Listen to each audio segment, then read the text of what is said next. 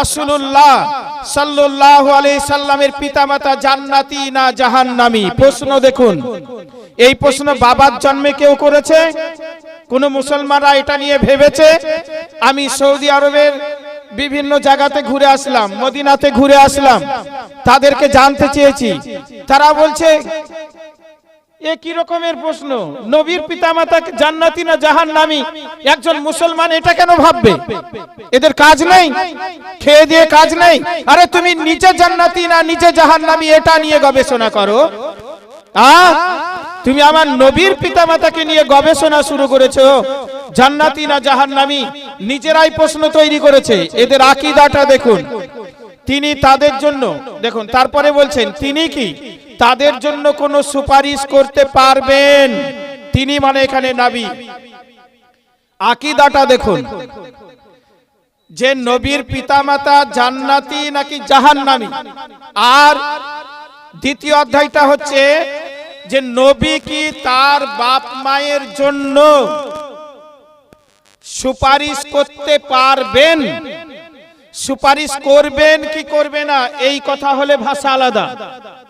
সুপারিশ করতে পারবেন না পারবেন না, মেহের বক্তব্য, মেহের মোটরসাইকেল চালাতে জানে কিন্তু চালাবে না। মুফতি আমির হামজা মোটরসাইকেল চালাবে না, আর আমির হামজা মোটরসাইকেল চালাতে পারবে না। এই দুটোর মধ্যে দুর্বল কোনটা বলা হলো? যেটা পারবে না। যদি বলা হয় চালাবেন না তাহলে আলাদা কথা, উনি জানতে পারেন, উনি চালানো জানেন, চালাবেন না। কিন্তু আপনি প্রথমেই বলে দিলেন চালাতে পারবেন না, তার মানে চালানো যে জানে এটাকে অস্বীকার করা হলো। ঠিক বোঝা গেল তো? এদের প্রশ্নটা দেখুন কত বদ, এরা কত এদের মাইন্ড খারাপ। প্রশ্নটা হচ্ছে রাসূলুল্লাহ সাল্লাল্লাহু আলাইহি সাল্লামের পিতামাতা জান্নাতি না জাহান্নামী? প্রথম পূর্ণচ্ছেদ, তিনি মানে এখানে নবী, তাদের জন্য কোনো সুপারিশ করতে পারবেন কি না? তিনি কি তাদের জন্য কোনো সুপারিশ করতে পারবেন? প্রশ্ন। জবাবটা দেখুন, জবাবটা যদি সন্তোষজনক হতো আমাদের গায়ে লাগতো না, আমরা তাদের বিরুদ্ধে কিছু বলতাম না, তাদেরকে আমরা পরিচয় করিয়ে দিতাম না, আমাদের যুবকদেরকে সতর্ক করতাম না। এবার জবাব লিখেছে, এই প্রশ্নের জবাব মুফতি আমির হামজা সাহেবকে যদি বলেন তো আমির হামজা সাহেব পরিষ্কার কি বলবে জানেন?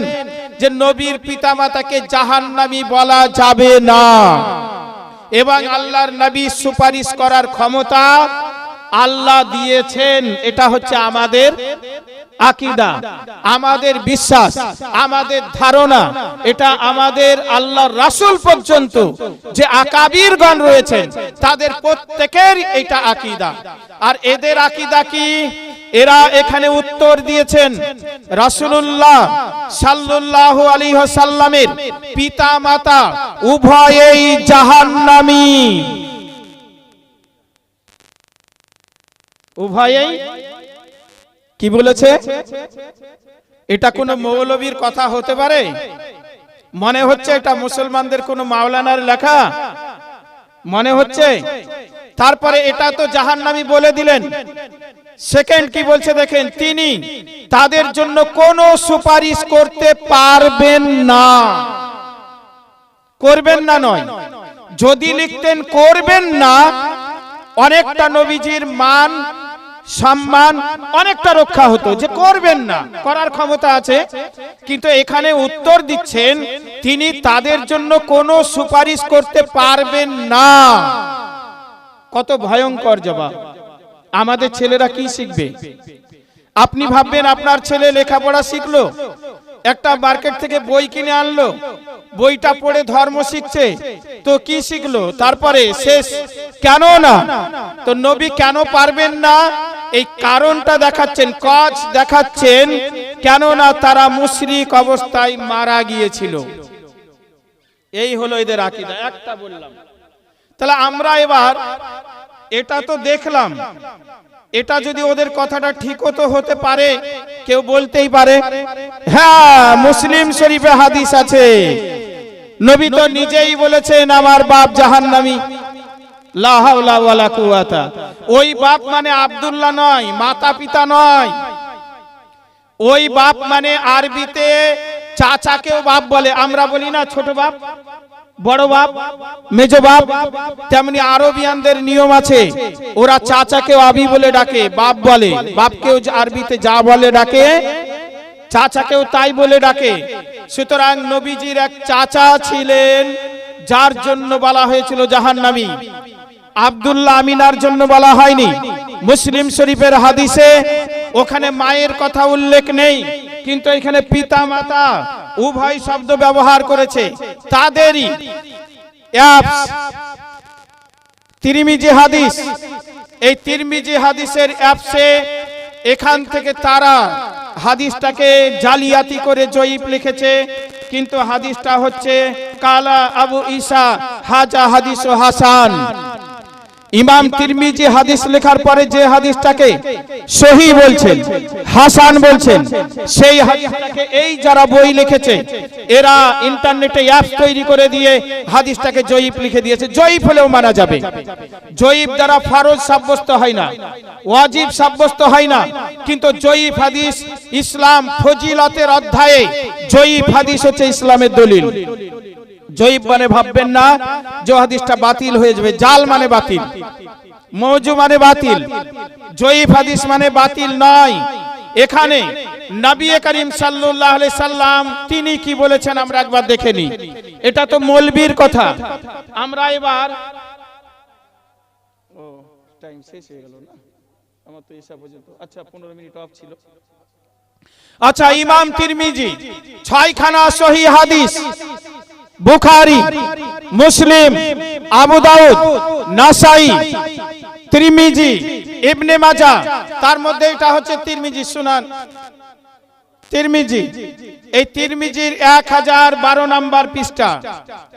এই বিষয়ে নবী করিম সাল্লাল্লাহু আলাইহি ওয়াসাল্লামের পিতার বিষয়ে এখানে সরাসরি নবী সাল্লাল্লাহু আলাইহি সাল্লাম কি বলেছেন আমরা একবার দেখে নেব। দেখুন, পরে আপনারা পড়ে নিতে পারেন, আপনারা দেখে নিতে পারেন, কাজে লাগবে।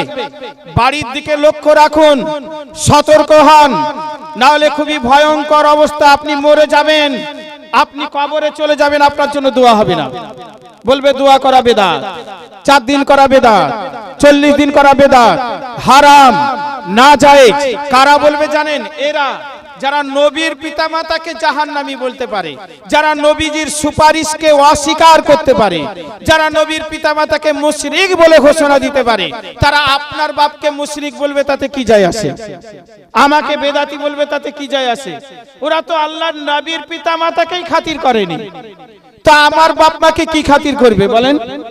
তাই না? আমি কে? তাদের কাছে আমার কি মূল্য আছে?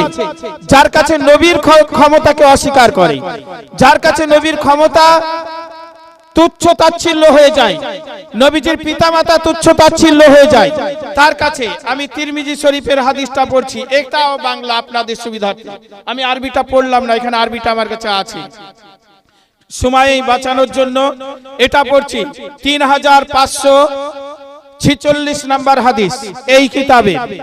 এটা বুখারীতে সমর্থক হাদিস আছে, হাদিস নাম্বার 539, হাদিস নাম্বার 3296, হাদিস নাম্বার 3256।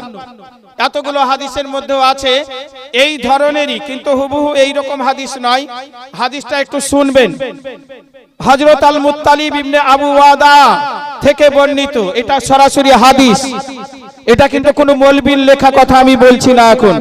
প্যারা হাজিরিন, তিনি বলেন আল আব্বাস রাদিয়াল্লাহু তাআলা আনহু, নবীজির চাচা আল আব্বাস রাদিয়াল্লাহু তাআলা আনহু রাসূলুল্লাহ সাল্লাল্লাহু আলাইহি সাল্লামের নিকট এলেন।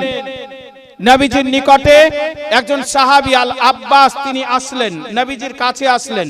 মানে এটা হাদিস, এটা শুনলে নাকি, এটা বললেও নাকি, ওটা পড়লে পরে মেনে নিলে পরে কি হবে? ওই লেখাটা মানলে গুনাহ, ওটা গুনাহ হবে। ওটাই পাপ হবে, আর ওটা মেনে নিলে জাহান্নামী হতে হবে, আর এইটাকে মেনে নিলে কি হবে? নেকি হবে, শুনলে নেকি হবে। আব্বাস রাদিয়াল্লাহু তাআলা আনহু নবী সাল্লাল্লাহু আলাইহি সাল্লামের নিকট এলেন, মনে হয় তিনি কুরাইশদের কিছু মন্তব্য শুনে এসেছেন। নবীজির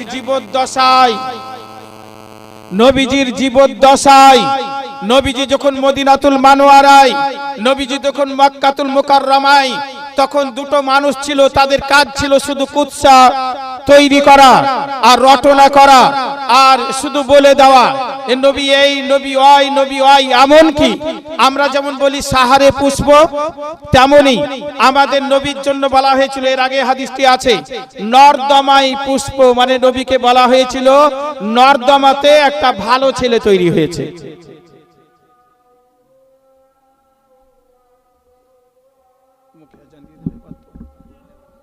করিম সাল্লাল্লাহু আলাইহি ওয়াসাল্লামকে যে ওই জায়গায় কিছু মানুষ বসে আপনার জন্য বলছিলেন আপনি নাকি নর্দমা থেকে একটা ভালো মানুষ তৈরি হয়েছে, এই জায়গা তো, তাই না? তারপরে এবার হাদিসটাই সরাসরি শুনুন, তাহলে আপনারা বিচার করে নিতে পারবেন মৌলবীকে মানবেন না নবীকে মানবেন। এটা হচ্ছে মৌলবীর লেখা, আর এটা কার? একটা মৌলবীর বললাম আর একটা নবীর। কোনটা মানবো আমরা? নবী। নবী যদি বলতেন আমার বাপ মা জাহান্নামী, তাহলে ওটাই মেনে নিতাম। তো মৌলবী বলেছে জাহান্নামী, আর নবী কি বলেছেন এটা দেখা খুবই জরুরি, একবারে খুবই কান দেবেন হাদিসটাই। সরাসরি হাদিস আপনাদেরকে আমি পড়ে শোনাচ্ছি। নবী করিম সাল্লাল্লাহু আলাইহি সাল্লাম আল আব্বাস রাদিয়াল্লাহু তাআলা আনহুর কথা শোনার পরে আর ধৈর্য ধরলেন না। তিনি এবার কি করলেন? মসজিদের মেম্বারে উঠে দাঁড়িয়ে গেলেন। ব্যাপারটা বুঝেছেন? মেম্বারে উঠে দাঁড়িয়ে যে বক্তব্য দেওয়া হয়, এই বক্তব্যটা হচ্ছে জাতীয় স্তরের বক্তব্য। রাষ্ট্রপতি যেদিন লালকেল্লায় বক্তব্য রাখে না, প্রধানমন্ত্রী যেদিন লালকেল্লায় বক্তব্য রাখে, সেটা হচ্ছে ভারতের জাতীয় বক্তব্য। আর ও কোনো রাজনৈতিক কোনো বক্তব্য রাখছে কোনো সভায়, এটা হচ্ছে তার আলাদা ব্যাপার। তো নবীজি যখন মেম্বারে উঠে যাচ্ছেন, তখন সেটা হচ্ছে ইসলামের কিয়ামত পর্যন্ত জাতীয় বক্তব্য। তো আল্লাহর নবী মেম্বারে উঠে গেলেন। মেম্বারে উঠে গিয়ে প্রশ্ন করলেন, আমি কে? আমি কে? সাহাবারা বসে আছেন। এখন যদি আপনাদেরকে আমি প্রশ্ন করি আমি কে, আপনারা বলবেন মেহের ফুল বা মেহের আলী, তাই তো? তো সাহাবীরা যখন নবী বললেন আমি কে, সাহাবীরা বলছেন ইয়া রাসূলুল্লাহ, আপনি আল্লাহর নবী, আপনি আল্লাহর রাসূল, আপনার উপরে আল্লাহর রহমত, শান্তি, সালাম বর্ষিত হোক। সাহাবীরা কি সাক্ষ্য দিয়ে দিলেন? আপনি আমাদের মতো মানুষ বললেন।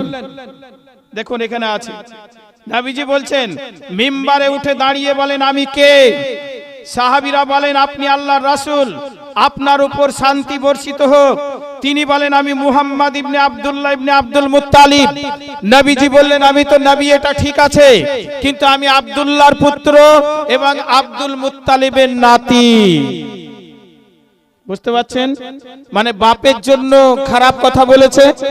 তাই নবী সাল্লাল্লাহু আলাইহি ওয়াসাল্লাম পরিচয় দিচ্ছেন আমি শুধু নবী তাই নয়, আমি আব্দুল্লাহর পুত্র, আমি আব্দুল মুত্তালিবের নাতি। সৃষ্টিকুলকে সৃষ্টি করেন। এবং নবীজি এবার বলছেন, বক্তব্য দিচ্ছেন মেম্বারে উঠে দাঁড়িয়ে। নবীর বক্তব্য শুনুন। আল্লাহ তাআলা সৃষ্টিকুলকে সৃষ্টি করেন এবং তাদের মধ্যে সর্বাপেক্ষা উত্তম লোকদের থেকে আমাকে বের করেন। বুঝে নিয়েছেন? বুঝতে পারলেন? নবী কি বললেন? আল্লাহ সৃষ্টিকুলকে সৃষ্টি করার পর সর্বাপেক্ষা উত্তম লোকদের থেকে আমাকে বের করেন। লোকদের হচ্ছে বহু বচন, এক বচন তো নয়। লোকদের মানে একটা বংশ, একটা দল, একটা জাতি, একটা কম। লোকদের বহু বচন ব্যবহার করেছেন। তারপরে দেখুন এরপর তিনি তার সৃষ্টিকে দুই ভাগে বিভক্ত করেন এবং আমাকে তাদের মধ্যকার উত্তম দল থেকে সৃষ্টি করেন। মানে যে অনেক মানুষ দুভাগ করা হলো, এই দুভাগই উত্তম, তার মধ্যে যারা অতি উত্তম তাদের মধ্য থেকে নবী বলছেন আমাকে। এই দুই ভাগের মধ্য থেকে যেটা উত্তম সেই ভাগকে আবার কয়েকটা পরিবারে ভাগ করা হলো, কয়েকটা পরিবারে। আপনারা এখানে দুভাগ হয়ে গেলেন, এই এক ভাগে অনেকগুলো পরিবার হলেন, তার মধ্যে উত্তম পরিবার থেকে নবী বলছেন আমাকে সৃষ্টি করা হলো। তারপরে শেষ বলছেন, শেষ উত্তম পরিবারের ও উত্তম ব্যক্তি থেকে আমার জন্ম দেন। উত্তম ব্যক্তিটা কয় বচন? ব্যক্তি এক বচন। আল্লাহর নবী শেষ পর্যন্ত বললেন যে একজন উত্তম ব্যক্তি উত্তম পরিবারের, উত্তম গোত্রের, উত্তম দলের, উত্তম বংশের মধ্য থেকে আল্লাহর সৃষ্টি জগতের উত্তমের থেকে উত্তম, তার থেকে উত্তম, তার থেকে উত্তম, তার মধ্যে যে অতি উত্তম যে ব্যক্তি, এই রকম একজন ব্যক্তির মধ্য দিয়ে আল্লাহ আমার জন্ম দিয়েছে। তাহলে আমরা নবীকে মানবো না মৌলবীটাকে মানবো? আমরা যদি মৌলবীটাকে মানি তাহলে আমার নবীর বাপ মা জাহান্নামী হয়ে যায়, আর আমরা যদি নবীকে মানি তাহলে নবীর বাপ মা পৃথিবীর সমস্ত বাপ মা থেকে উত্তম হয়। আমরা কোন দিকে? আমরা কোন দিকে? উত্তমের দিকে। আমরা কার কথার দিকে? স্বয়ং রাসূলুল্লাহর কথার দিকে। এটা গোপনে বলেননি গো, এটা মেম্বারে উঠে দাঁড়িয়ে বলেছেন। সুতরাং আমি শেষ করব আর একটা ঘটনা বলে। এই হাল কেন হলো? আজকে আমাদের ঘরের ছেলেরা কেন প্রতিরোধ না করে তাদেরকে মেনে নিচ্ছে? কেন? আমরা আমাদের ছেলেদের খোরাক মিটাতে পারিনি, আমরা আমাদের ছেলেদেরকে উপযুক্ত কথা শিক্ষা দিতে পারিনি। ওয়া কুনু মা সাদিকিন, সাদেকিনদের সঙ্গে আমরা আমাদের ছেলেদেরকে রাখতে পারিনি। তাই তারা জিরো ছিল, ধর্ম সম্বন্ধে কিছু জানতো না। এই অবস্থায় কলেজে চলে গেছে, টিউশনি নিতে চলে গেছে, সেখানে তার মাস্টার বই ধরিয়ে দিয়েছে হাতে, আর সে ভেবেছে এটাই আসল ইসলাম। সুতরাং আপনার ঘরের ছেলেকে ছোট থেকে ওয়া কুনু মা সাদিকিন, যারা সাদিকিন, যারা সালেহিন, যারা মুত্তাকিন, যারা পরহেজগার, এদের সঙ্গে দোস্তি পাতিয়ে দেন, বন্ধু পাতিয়ে দেন। না হলে কি হবে জানেন? খারাপ হয়ে যাবে। নবীদের জামানাতেও, নবী ছাড়াও আল্লাহ তাআলা কিছু ভালো মানুষ রেখেছিলেন নবীদের যুগে। আমাদের নবীর জামানায় কে ছিল একজন? উনি সাহাবী হতে পারেননি, কিন্তু নবীর যুগে ওয়েস কারনি, তাই না? আল্লাহর নবী স্বয়ং বলছেন উমর ফারুক রাদিয়াল্লাহু তাআলা আনহুকে, মুসলিম শরীফের হাদিস, হে উমর, ওয়েসের সঙ্গে যদি দেখা হয় তাহলে তুমি তাকে বলে দিও আমার উম্মতের জন্য যেন তিনি দোয়া করে দেন। বলেন তো সুপার, মানে আবেদনটা রাখছেন কে? স্বয়ং রাসূলুল্লাহ। কার কাছে? তিনার উম্মতের মধ্যে একজন বান্দা, একজন ব্যক্তির কাছে, উম্মতের কাছে। তাহলে উম্মতের মধ্যেও নবীর পছন্দনীয় ব্যক্তি হয়, যার দোয়া আল্লাহর দরবারে কবুল হবে, এটা নবী জানতেন। তাই বলেছিলেন দোয়া করে দিতে বলিও। উমর ফারুকের সঙ্গে যখন দেখা হলো, উমর ফারুক বলছেন তুমি কে? তুমি ওয়েস নয়? বলছে বলুন কেন? বলছে তোমার গায়ে ফুল পড়া দাগ ছিল না, একটু বাকি আছে। বললো আগে বাড়ুন। কেন বলছেন? বললো আপনি কর্ণ দেশের? বললো হ্যাঁ। আমর গোত্রের? বললো হ্যাঁ। বললো আপনি আমাদের জন্য দোয়া করুন। সঙ্গে সঙ্গে ওয়েস করনি কাঁদতে লাগলেন, বলেন আপনি উমর ফারুক, খলিফাতুল মুসলিমিন, মুসলিম জাহানের খলিফা, দ্বিতীয় খলিফা। আপনি সরাসরি আল্লাহর নবীর কাছে কলেমা পড়ে মুসলিম হয়েছেন। আপনার জন্য নবীজি বলে দিয়েছেন আমার উমর যে রাস্তা দিয়ে হেঁটে যায় সেই রাস্তা দিয়ে শয়তান 40 দিন হাঁটতে পারে না, হাঁটে না। উমর ফারুক রাদিয়াল্লাহু তাআলা আনহু 20 রাকাত তারাবি পড়েছে, আর শয়তান 20 রাকাত পড়বে? আপনি কি বলছেন? পড়তে পারে? আরে উমর ফারুক যে রাস্তায় হেঁটেছেন, ইবলিস মালাউন সে রাস্তায় হাঁটবে না, এটা পরিষ্কার কথা। প্যারা হাজিরি, মোহতারাম বুজুর্গ দোস্ত, কানতে লাগলেন ওয়েস করেনি, আমি একজন নগণ্য লোক, আপনি সাহাবী, আপনি আমার জন্য দোয়া করবেন। এটা আমার কথা নয়, ওয়েস তোমার জন্য স্বয়ং রাসূলুল্লাহ বলে গেছেন, তোমার সঙ্গে দেখা হলে দোয়া করার আবেদন যেন আমি করি। আবার কানতে লাগলেন, আমার কি এমন নেকি আছে, কি এমন আমল করেছি? উমর ফারুক প্রশ্ন করলেন, আপনি কি এমন আমল করেছিলেন যে স্বয়ং রাসূলুল্লাহ দোয়ার দরখাস্ত করে যান? বলেন, আমি এমন কিছু করিনি, আমার মায়ের পরিষেবা দিতে দিতে দিতে দিতে আমার নবীর সঙ্গে সাক্ষাৎ করা হয়নি।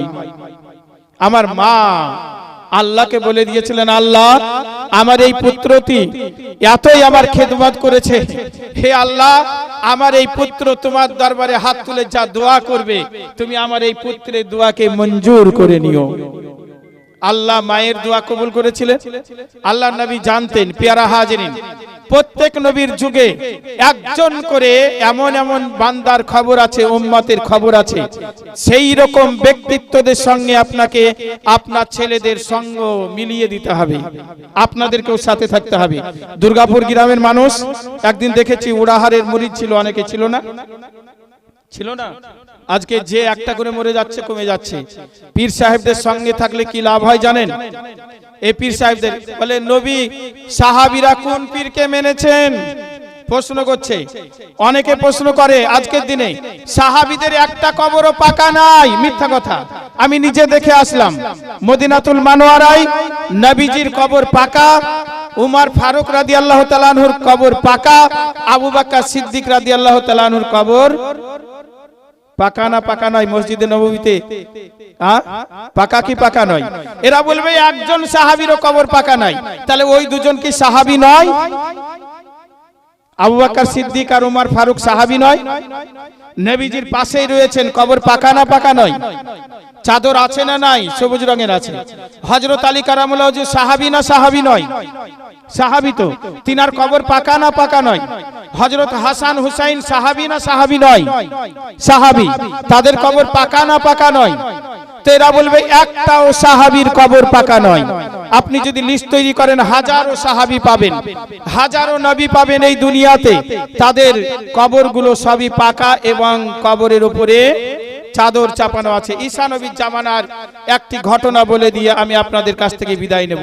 আমাদের আজকে এই মর্মান্তিক ঘটনাগুলো কেন ঘটছে? ভালো মানুষদের সাথে থাকতে হবে, ভালো মানুষদের দোয়া নিতে হবে। এই যে আজকের এই মেহফিল, এই মেহফিলের শেষ দোয়াটা নিয়ে যাবেন, এমনও হতে পারে আপনার জীবনের একটি দোয়া আপনার জীবনের আমূল পরিবর্তন করে দিতে পারে। মৃত্যু পর্যন্ত আটকে দেয় দোয়া, জানেন? বালা মুসিবতকে দূর করে দিতে পারে দোয়া। মানুষের সঙ্গে মানুষের দেখা হলে দোয়া চাইবেন। আজকের দিনে দোয়াকে বেদাত বলছে না, নাজায়েজ বলছে। আমরা মসজিদে যখন হাত তুলে দোয়া করছি, কিছু সুপার ফাস্ট মুসল্লি হয়েছে, এখন দেখবেন সুপার ফাস্ট মুসল্লি, যে ইমাম সালাম ফিরে দিল না, আর ও উঠে এমন দৌড় মারছে, মনে হচ্ছে জানো মসজিদের ভেতরটা ওর জাহান্নাম ছিল। ও দৌড়ে পালানো দেখে মনে হবে যে মসজিদ যে জান্নাত, একটু ধীরে ধীরে যাবে তাও নয়। আর যারা উঠছে না, শিলিগুড়িতে আমি দীর্ঘদিন কাটালাম, একটা মসজিদ আছে একবারে মেন টাউনে, অনেকগুলো সব সুন্নি মসজিদ। তো একটা মসজিদে কত রকমের মুসল্লি, জুম্মার নামাজ পড়ে যেই